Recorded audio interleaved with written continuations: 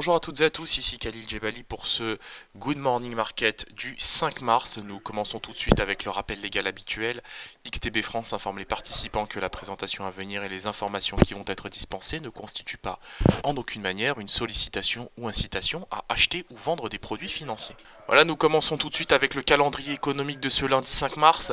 Donc nous le voyons, hein, cette séance sera bien évidemment marquée par les indices PMI des services, hein, que ce soit au Royaume-Uni, en zone euro, en Allemagne, en France et même en Italie qui fait l'actualité aujourd'hui. Même son de cloche aux États-Unis, hein, donc ce sera l'indice PMI, alors l'indice ISM non manufacturé, donc l'indice ISM des services. Par ailleurs, on aura effectivement des discours des membres du FOMC, hein, donc c'est des discours qui évidemment nous intéresseront aujourd'hui.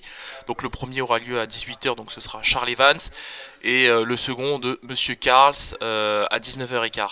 Donc ça évidemment c'est des statistiques qui vont nous intéresser. Par ailleurs, aujourd'hui, on a une séance qui est quand même, enfin une matinée qui est très marquée par le contexte politique en italien.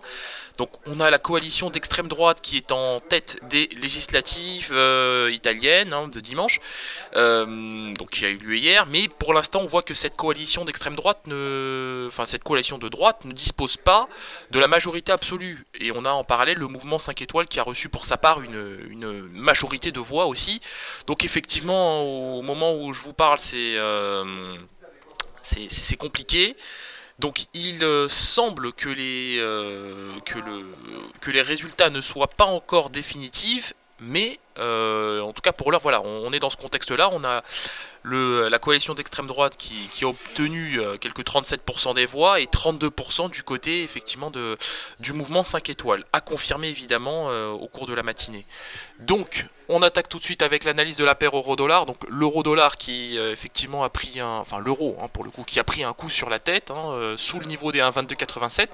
Il se reprend bien, l'euro-dollar, enfin l'euro face au dollar évidemment se reprend bien, à tel point qu'on revienne chercher la moyenne mobile à 25 périodes. De mon point de vue, il y a une probabilité qu'on aille rallier le niveau des 1,2333 et pourquoi pas même derrière le niveau des 1,2365. Si on a de bonnes statistiques en zone euro aujourd'hui du côté des indices PMI des services, je ne serais pas surpris de voir l'euro regagner du terrain. D'autant que vous le savez, on a des statistiques économiques qui au final reprennent de leur sens, hein, j'ai envie de dire, puisque pendant plusieurs mois, si ce n'est années, on a effectivement complètement relégué au second plan ces statistiques économiques, puisque c'était les politiques monétaires accommodantes, hein, accommodantes, oui, des banques centrales qui faisaient foi. Et aujourd'hui, dans la mesure où celle-ci se retire, et bien effectivement, ça laisse plus de place aux indices, effectivement, aux indicateurs de l'économie, aux indicateurs économiques, et donc c'est pourquoi on peut s'attendre effectivement à un bond de l'euro-dollar en cas de bonnes statistiques aujourd'hui. Voilà.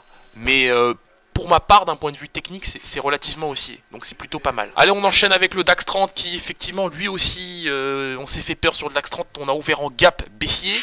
Donc on se reprend, j'ai un biais acheteur sur le DAX 30, on a ouvert en gap baissier, je l'ai dit. Donc pourquoi pas le niveau des 11 960, j'irai même un tout petit peu au-dessus, 11 980 points, il y a un signal de publié sur le site d'XTB, donc je vous laisse en prendre connaissance. Mais de mon point de vue, c'est plutôt, disons 11 960, voilà. Mais je tenterai aussi, pourquoi pas, le niveau des 11 980. Voilà. Je vous laisse prendre connaissance du signal, donc 11 960, 11 980, je vais vous donner plutôt cette fourchette de prix plutôt qu'un niveau précis sur le DAX 30, mais c'est haussier au moment où je vous parle.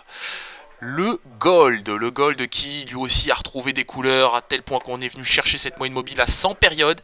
Si on arrive à s'en affranchir, ce sera très bien pour le gold, on ira chercher sans aucun doute le niveau des 1334 dollars l'once, et pourquoi pas même par la suite le niveau des 1340 dollars l'once, hein. Donc on sait que, alors ça va se faire étape par étape évidemment, mais pour l'heure la chape de plomb se situe, hein, à 1328, 1329, donc on ne sait pas encore où on en est, mais on sait que les prix pour l'heure auront clairement vocation à s'en affranchir. On notera aussi l'apparition de cette Golden Cross sur les moyennes mobiles courtes, hein, 7 et 21 périodes, donc ça peut être aussi très intéressant pour la suite. Allez, on enchaîne avec le WTI qui lui aussi retrouve des couleurs.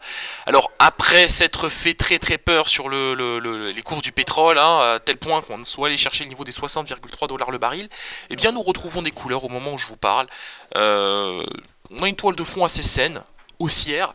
Donc de mon point de vue, c'est target 62,03 dans un premier temps et pourquoi pas même 62,49 dans un second temps.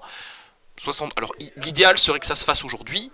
Maintenant, effectivement, c'est compliqué à garantir étant donné, vous savez, le contexte que nous avons sur les marchés. Hein, ça peut aller très vite dans un sens comme dans l'autre. Au moment où je vous parle, on a le contrat à terme sur la volatilité qui gagne quand même 3,4%. Au moment où je vous parle, c'est techniquement rien ne semble empêcher un retour des prix sur les niveaux de 62,03 et 62,49. Maintenant, effectivement, on ne peut pas exclure une correction sur le seuil des 61,43. Mais au moment où je vous parle, c'est plutôt acheteur. Voilà. Donc l'indice S&P 500, là aussi c'est pas mal, toile de fond acheteuse, on s'est fait peur sur les futurs américains, on retrouve des couleurs en au-dessus de la moyenne mobile à 21 périodes. De mon point de vue, c'est direction les 2689, voilà, j'ai pas grand chose à ajouter sur l'actif, si ce n'est qu'au même titre que le DAX, c'est assez acheteur, voilà, la toile de fond est haussière, et de plus elle est assez saine.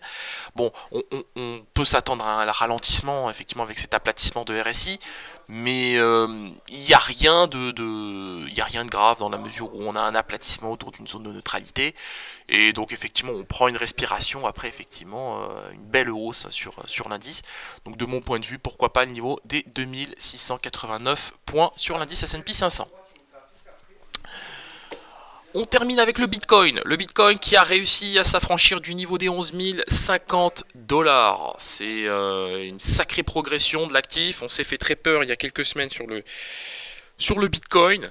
Donc pour l'heure on retrouve des couleurs. On peut en faire un canal ascendant de cette évolution des cours. Donc de mon point de vue. Alors par contre on notera qu'il y a quelques velléités baissières sur l'actif puisque on est capé par la moyenne mobile à 7 périodes. Je pense que la moyenne mobile à 21 périodes va venir jouer son rôle de support.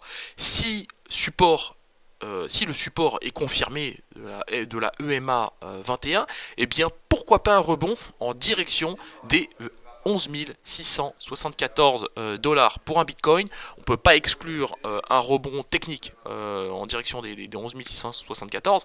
Maintenant, si on casse cette EMA 21, bah, ce sera clairement une invalidation. Et là, ce sera retour sur le seuil des 11 050 $ pour un Bitcoin. Voilà, on se quitte sur cette note. On se retrouve comme d'habitude aujourd'hui à 15h15 pour notre live trading. Donc ce sera l'occasion de faire le point sur toutes les positions de live trading prises vendredi. Et donc rien à ajouter pour l'heure, mais effectivement je reste à l'affût de toutes les infos, notamment par rapport à ce contexte politique en Italie. Merci à vous et à tout à l'heure.